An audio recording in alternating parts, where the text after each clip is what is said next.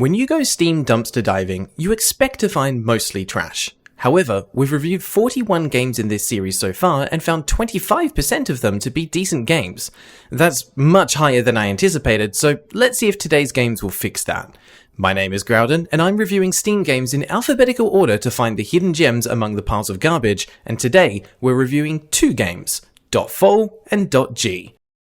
Starting with .fol.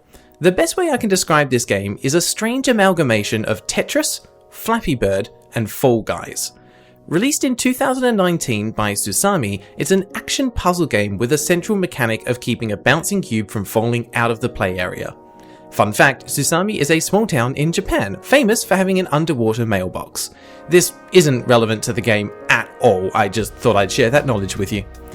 Before we get too into the gameplay, let's first look at the options menu, and to my surprise, this one is pretty decent, by dumpster diving standards anyway. The menu looks clean, even if it doesn't aesthetically match the rest of the game, and there are options for toggling various elements of the UI, resolution, a basic volume slider, and even rebindable controls. But my favourite is the brightness slider. The default is 50%, but you may notice that it's not in the middle of the bar. That's because unlike the industry standards, this slider goes all the way up to an amazing 200% brightness. Why? No clue. But it is there, so we're going to make fun of it. Getting blinded by your phone at 100% brightness in the middle of the night is bad enough, but imagine it at 200%. The beacons are lit! Gondor calls for aid! There are three modes available in .fol: Endurance, Sprint, and Versus. Starting with Endurance, this is arguably the main game mode available. You control the white cube, which will continuously bounce off the platforms until you either reach the level goal shown in the top left, or miss the platforms and fall. You can control the cube with either A and D for left and right, or the arrow keys, or you can use a controller if you prefer. Each successful bounce will count as completing one level and score you 10 points. Tiles that are adjacent to each other, including diagonals, will flash briefly when they first touch to indicate that they are now joined in a chain. Bouncing off any one of these tiles will destroy all of them at once and multiply your score greatly, similar to getting a full Tetris with a line piece. There's definitely a sense of satisfaction that comes from seeing almost an entire screen worth of platforms vanish at once, and it plays into a nice risk-reward system as you now have very few safe places and you'll need to navigate moving platforms rather than stationary ones. In Endurance mode, the aim is to complete all 1000 levels, or at least reach as far as possible, and get the highest possible score while doing so. As you progress, the game does get somewhat more difficult. Platforms will begin appearing from the left as well as the right, differentiated by colour so you can tell which direction they will move in. The variation between heights of the platforms also increases, encouraging some on-the-fly tactical gameplay trying to plan a route through the madness to stay alive.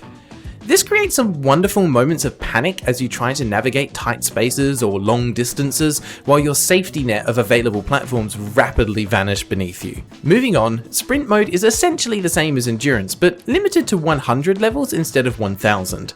This means the focus of the game shifts from survival to chasing large combos in order to get the highest possible score. Everything else is exactly the same as Endurance mode. There aren't any new mechanics or difficulty curves to be found here. Overall, I found this mode to be more enjoyable simply because the end goal is much more obtainable. Considering that it takes an average of 1.5 seconds per bounce, this means that a full sprint game lasts about 2.5 minutes, whereas a full endurance game could take 25 minutes. The final mode, Versus, pits two players against each other in a survival match. There's the potential here for some interesting tactical gameplay, but unfortunately, as it's local co-op only, I wasn't able to put this to the test. The footage you see is from me playing with controlling both cubes at the same time. That said, considering that there are no new gameplay ideas here, I think that this would only be fun for a round or two before putting it down and never coming back. And sadly, that kind of summarizes how I feel about the entire game. I wouldn't say that it's particularly bad, it's an interesting premise, the sound design is decent. I liked the booming echoes of the new blocks sliding into place after a game over.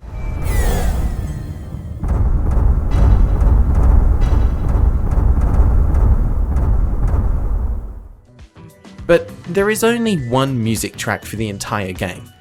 Considering the solid fundamentals, I think what is most disappointing is that the core gameplay isn't evolved in any meaningful way.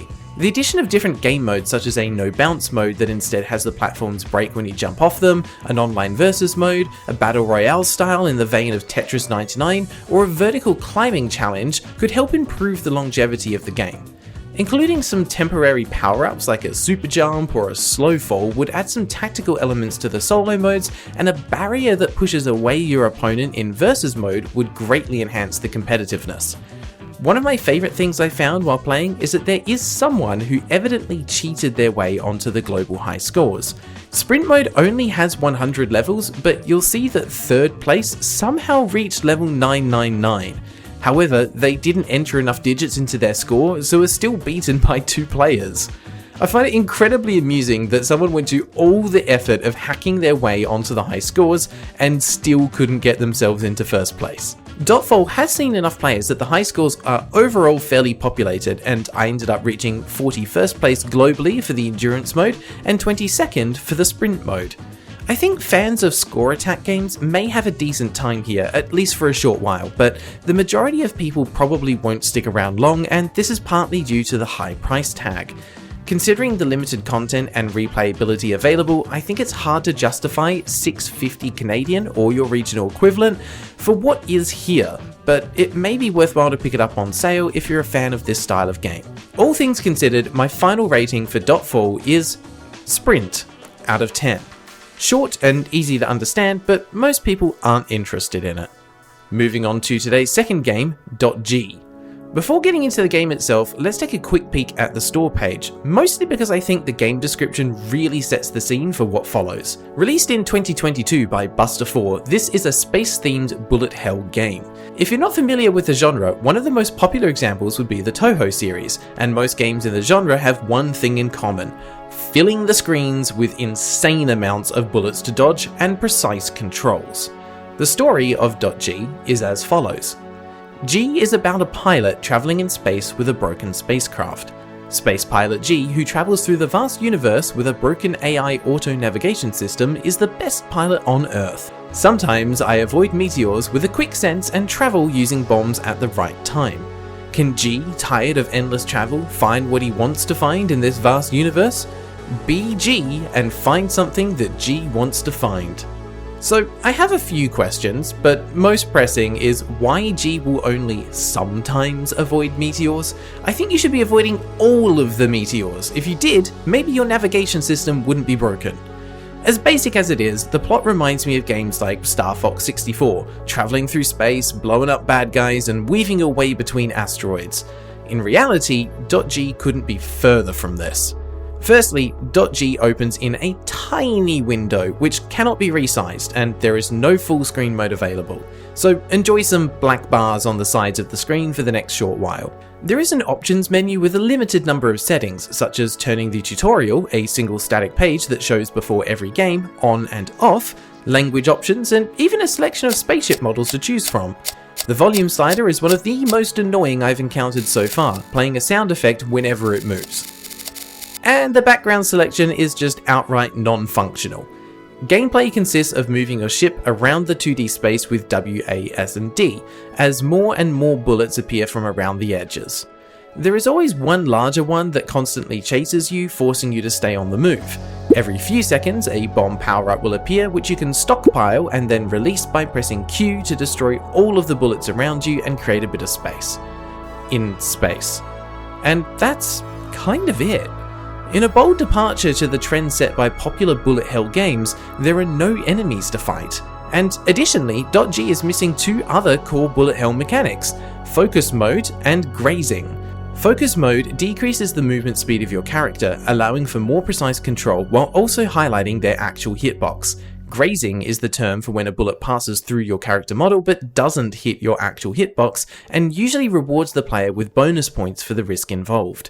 Instead, .g scores points based on how long you've survived and then displays them in a local leaderboard.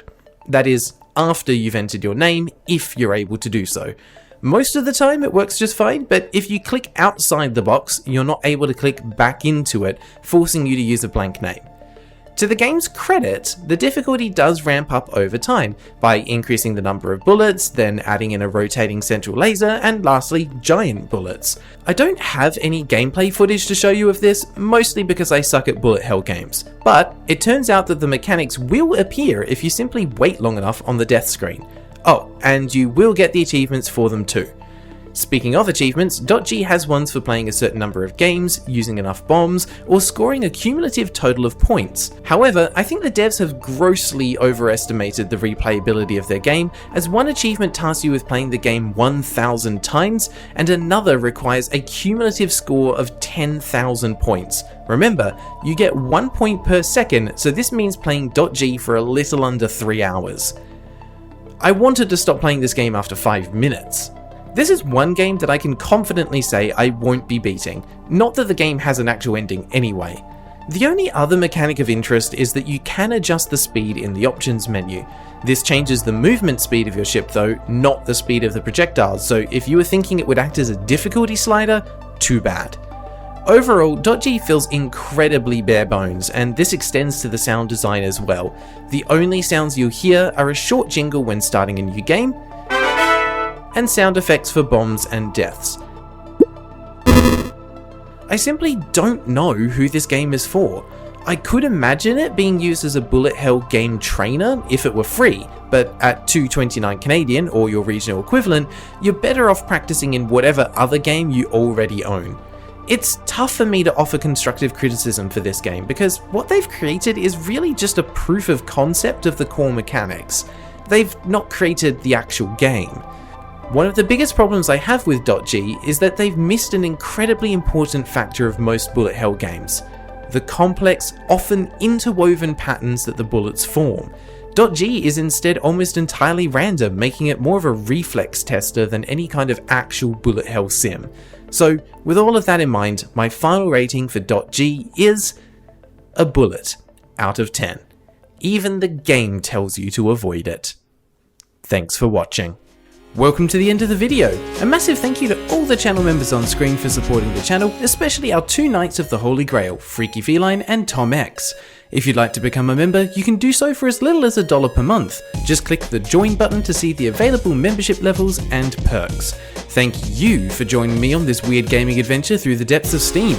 If you want more content like this, I do a weekly live stream every Saturday at 10 AM PST, which features community suggested games. Feel free to stop by or don't. I'm not your boss. And until next time, take care.